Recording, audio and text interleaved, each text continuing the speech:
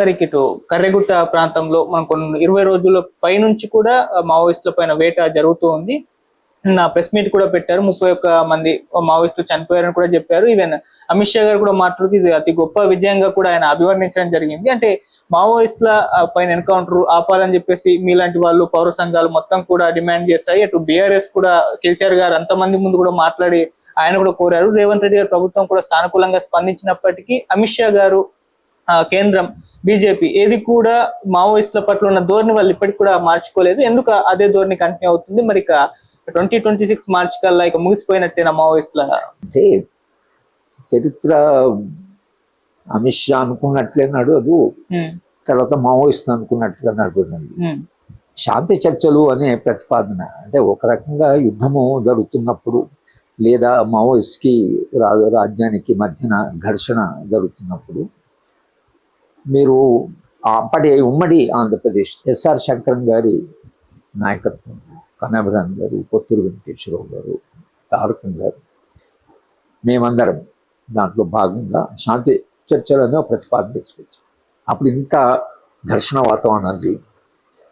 శాంతి చర్చ ఎలా సాధ్యమవుతుంది? వాళ్ళే మొత్తము సమాజాన్ని మారుస్తాము, రాజ్యాన్ని మారుస్తామని అంటున్నారు. వీళ్ళేమో ఎలా ఇంత బలమైనటువంటి రాజ్యాన్ని ఎట్లా మారుస్తారని రాజ్యం అంటున్నది.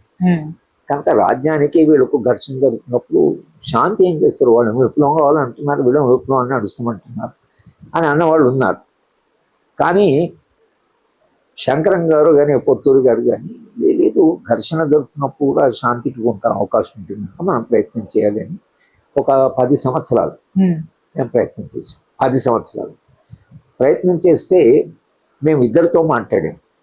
మీరిద్దరు కూర్చొని మాట్లాడుకోండి, తర్వాత మీ సమస్యలు ఏంటి అని చెప్పని మావోయిస్ట్కి, అలాగే ప్రభుత్వానికి కూడా మీరు రాజ్యాంగాన్ని కట్టుబడి ఉండాలి కాబట్టి, మీరు అధికారం ఉపయోగించినప్పుడు చట్టబద్ధ పాలన ఉండాలి కాబట్టి, కనుక మీరు వాళ్ళతో మాట్లాడి సమస్యలు ఏమిటో కనుక్కుంటే ఆ మూలాలకు వెళితే ఇంత ఘర్షణ లేకుండా, ప్రాణ నష్టం లేకుండా సమస్యను పరిష్కరించవచ్చు అనేటువంటి ఒక కోణం నుంచి మేము అప్పుడు దానికి ప్రయత్నం చేసాం.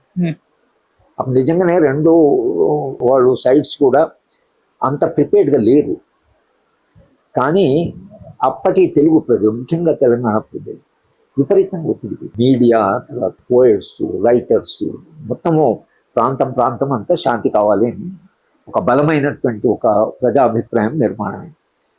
అది నిర్మాణమై ఎన్నికల్లో చంద్రబాబు నాయుడు గారు మావోయిస్ట్ పార్టీని పూర్తిగా అడిచివేస్తాం అని అంటే, రాజశేఖర రెడ్డి గారు మేము గెలిస్తే శాంతి చర్చలు జరుపుతాం అన్నప్పుడు చాలా పెద్ద ఎత్తున రాజశేఖర రెడ్డి గెలిచారు.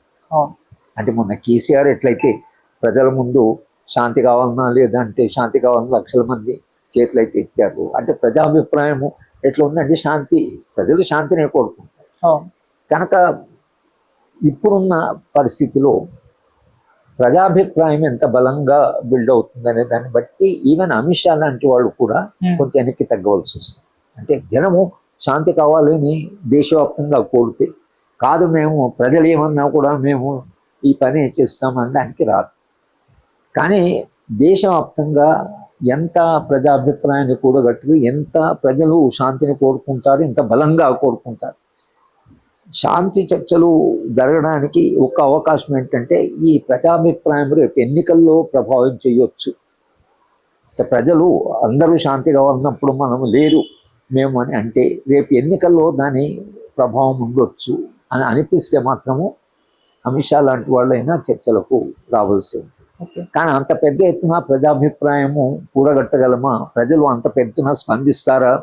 రేపు ఎన్నికలు కూడా మేము దీనికి ఒక ఎన్నికల అంశం కూడా పరిగణిస్తున్నాం అని ప్రజలు అనుకుంటారా? సాధారణ ప్రజలు రియాక్ట్ అవుతారా అనేది మాలాంటి వాళ్ళని చేస్తున్న ప్రయత్నం ఏంటంటే ఈ ప్రాణ నష్టం లేకుండా, ఇంత విధ్వంసం లేకుండా, ఒకవేళ మావోయిస్ట్ పార్టీ శాంతి చర్యలకు వస్తే ఏం కావాలంటున్నారు, ఈ ఉద్యమం దీని కొరకుంది అంటే శాంతి అనేది అదేదో శ్మశాన శాంతి కాదు. శాంతి అనేది ఒక సజీవమైనటువంటి ప్రక్రియ. శాంతి కాలంలో ఏం జరుగుతుందంటే రెండు సైడ్ నుంచి ఫైరింగ్, చంపుకోవడం ఉండవు కాబట్టి మూలమైన సమస్యలు ఏమిటి? ఇప్పుడు బస్తర్లో సమస్యలు ఏమిటి? మూల కారణాలు ఏమిటి? ఎందుకు ఆదివాసీలు ఈ దేశంలో ఒక 200 ఏళ్ళ నుంచి పోరాటం చేస్తున్నారు? మీరు బిర్సా ముండా పోరాటం 150 ఏళ్ళైంది. సీతారామరాజు గారు మొన్ననే 100 సంవత్సరాలు అయింది. మరి 150 ఏళ్ల క్రితం బిర్సా ముండా దేని కొరకు పోరాటం చేస్తుండ్రు, 100 ఏళ్ల క్రితం సీతారామ గారు దేని కొరకు, కొమరం భీము 1920 దేని కొరకు పోరాటం చేశారు. ట్రైబల్స్ ఆఫ్ దిస్ కంట్రీ ఎందుకు ఇంకా అంటే ఎప్పుడు పోరాటంలోనే ఉన్నారు అన్నటువంటి సమస్య ఇది. కనుక ఛత్తీస్గఢ్లో ఇవాళ జరుగుతున్న పోరాటం కొత్తది కాదు, ఇది ఆదివాసీల పోరాటాల కొనసాగింపు. ఆ కొనసాగింపుగానే ఇది జరుగుతున్నది. ఇవాళ మనం ప్రభుత్వాన్ని ఏమంటుందంటే, మీరు మీకున్న శక్తితో వాళ్ళను అణిచివేయవచ్చు, కానీ అక్కడ సమస్యలు ఏంటో కనుక్కోవాలి. ఎందుకు అసలు ఈ ఘర్షణ జరుగుతుందన్న దానికి కారణాలు శాంతి కాలంలో, చర్చల కాలంలో మీకు మూల కారణాలకు వెళ్ళడానికి ఒక అవకాశం ఉంది. ప్రభుత్వాన్ని కూడా మనం చెప్తుంది ఏంటంటే, మీరు కారణాలు ఏమిటి, అసలు ఎందుకు ఆదివాసీలు ఒక్క చోట కాదు, బస్తరే కాదు, ఛత్తీస్గఢ్, జార్ఖండ్, సెంట్రల్ బీహార్, గడ్చిరోలి, ఒరిస్సా, తెలంగాణ, పశ్చిమ బెంగాల్ అన్ని చోట్ల ఆదివాసీలు ఏదో ఒక పోరాటం ఉన్నారు. కనుక ఆదివాసులు ఎందుకు ఇంత నిరంతరంగా ఒక అసంతృప్తితో ఉన్నారు, ఘర్షణలో ఉన్నారు అనడానికి, అది అనాలిసిస్ చేయడానికి, అది విశ్లేషించడానికి శాంతి ఒక సందర్భం. కనుక శాంతిని మనం ఎందుకు కోరుకుంటున్నామంటే, శాంతి కాలంలో మౌలికమైన సమస్యల పరిష్కారాలు, శాంతియుతమైన పరిష్కారం వస్తే ప్రాణ నష్టం లేకుండా, ఘర్షణ లేకుండా సమాజంలో మార్పు, ఆదివాసులు కూడా ఈ దేశంలో కాస్త శాంతియుతంగా జీవించే వాతావరణం రావాలి అని అనుకున్న వాళ్ళందరూ ఒక శాంతి ప్రయత్నం చేస్తున్నారు. అప్పుడు తెలంగాణలో జరిగిన శాంతి ప్రయత్నమైనా, ఇప్పుడు శాంతి గురించి మాట్లాడినా, ఇవాళ శాంతి గురించి మాట్లాడినా తెలంగాణలో జరిగింది. మావోయిస్ట్ పార్టీ చర్చలకు వచ్చింది కదా, ఇద్దరు కూర్చొని మాట్లాడుకున్నారు కదా, అంటే అది సాధ్యమే.